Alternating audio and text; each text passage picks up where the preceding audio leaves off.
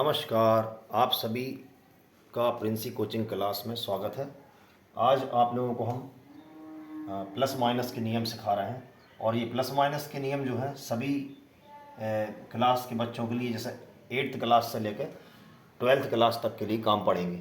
तो हम आज सीखेंगे प्लस माइनस के नियम। चलिए शुरू करते हैं। सबसे पहला नियम है कि माइनस गुणित माइनस बराबर प्लस होता है। यानी आप सीख लीजिए कि एक माइनस की संख्या है और एक और माइनस की संख्या है, दोनों का अगर हम गुणा करें तो गुणा में वो प्लस हो जाती है।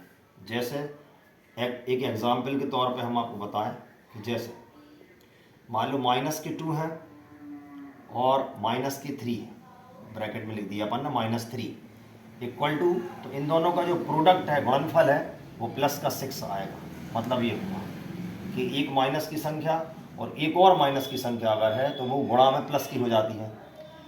जैसे अपन ने एग्जाम्पल दे दिया कि माइनस की 2 गुणित माइनस के 3 बराबर प्लस के 6 आएंगे। ठीक है, माफ़ कीजिए, मैं इंग्लिश और हिंदी दोनों मीडियम पढ़ाता हूँ तो थोड़ा इंग्लिश हिंदी मिक्स हो जाएगी, इस पर आप ध्यान ना दें। अब दूसरा रूल, एक माइनस की संख्या और एक अगर प्लस की संख्या है तो एक माइनस की संख्या और एक प्लस की संख्या का गुणनफल हमेशा माइनस की संख्या होता है। जैसे कि अपन कोई भी एक माइनस की संख्या ले लेते हैं, मान लीजिए -5 ले लिया, और एक संख्या हमने प्लस की ले ली, मान लीजिए 2 ले लिया, यानी 2 ले लिया, तो -5 इंटू 2 -5 × 2 हो जाएंगे -10। मतलब ये हुआ कि गुणनफल है माइनस का आता है तो -10 आ गया। अब तीसरा रूल है, दो प्लस की संख्याएं आपस में इंटू होने पर प्लस की संख्या आती है, यानी दो प्लस की संख्या आपस में गुणा करने पर उनका वो प्लस की हो जाती है। ये तीसरा रूल है। जैसे कोई भी दो प्लस की संख्या ले लें, जैसे 7 इंटू अपन ले लिया 3, मतलब 7 × 3 बराबर 7 × 21, ये 21 प्लस के आएंगे। इस प्रकार आपने ये 3 नियम गुणा वाले देखे। कौन से वाले? अब मैक्सिमम आप लोगों ने यही नियम जो है, जो 3 नियम अधिकतर स्कूल में पढ़ाए भी गए होंगे, लेकिन अब इसके बाद और भी समस्या होती हैं। अब ये चौथे नंबर में है, जैसे चौथा, पाँचवा और छठवा, ये 3 नियम और हैं। इसमें हमने स्टार लगा दिया। स्टार का मतलब ये घटाने वाले रूल हैं। अब कैसे, अभी आपको समझ में आएगा बाद में। ये दोनों स्टार वाले रूल हो गए। इन ऐसी कंडीशन में संख्या घट जाएंगी, लेकिन उनमें ये देखेंगे कि कौन सी संख्या बड़ी है, कौन सी छोटी। जैसे ये 2 संख्या है, -20 और +5। इसमें बड़ी संख्या क्या है? -20 है।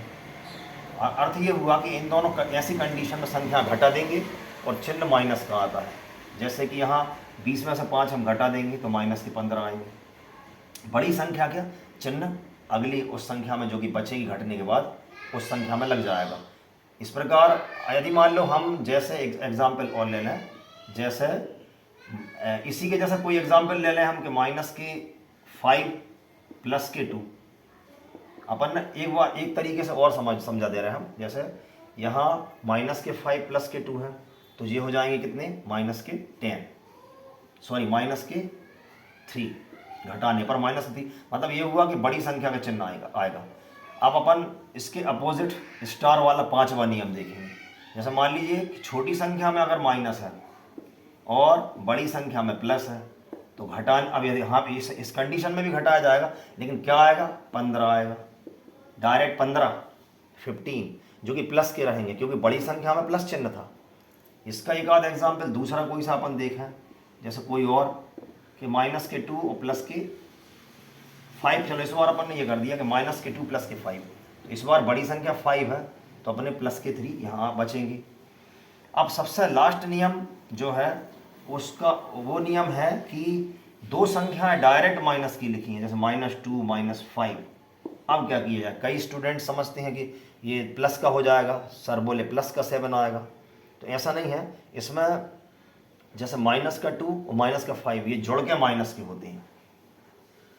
अब कोई भी दो संख्याएं अपन ने जैसे ले ली कि -1 -3, जैसा अपन ने ऊपर किया है मैथ्स की ये विशेषता है, जैसा अपन ने यहाँ किया है अगली कंडीशन में भी वही होगी।